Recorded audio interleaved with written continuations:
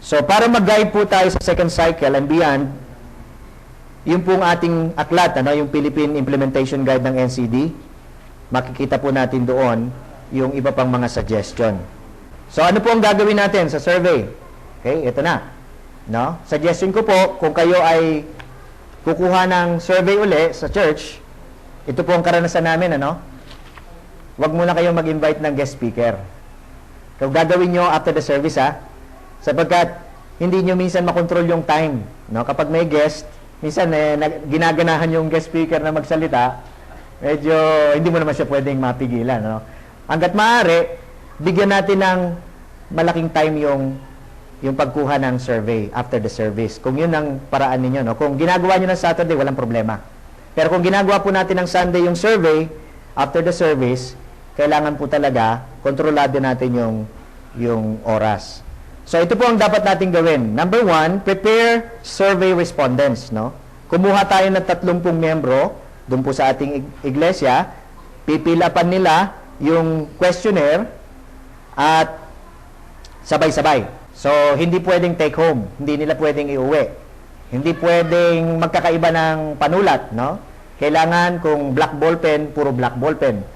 Para maiwasan natin yung ma-identify yung nagsasagot, yung respondent, At wag din po natin itong ibibigay isa-isa, Ipapasa natin ito sabay-sabay para sa ganon ay hindi mawala yung anonymity, At maimpluwensyahan yung sumasagot doon sa survey.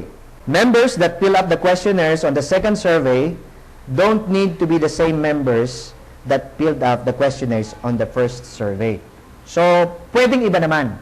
Pwedeng baguhin natin yung mga respondent, yung mga sasagot doon sa survey. Pero kung sila-sila pa rin, okay din. Pwede pa rin po yun.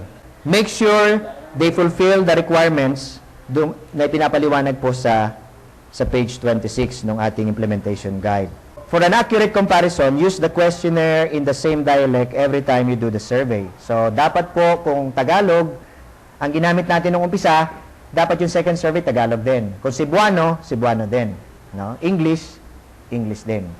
Okay? So, 3 pa lang, yung lingwahe na translation po nito. Second, mag-fill up ng questionnaires at yung pong mga questionnaires natin, makikita natin sa implementation guide natin, pages 24 to 34, Meron pong konting correction doon po sa ating notes kasi ang nakalagay doon 24 to 32 diyan sa implementation guide nyo, Paki-correct po 'yon. Hindi po siya 24 to 32 kundi 24 to 34. Ito po yung updated, na version.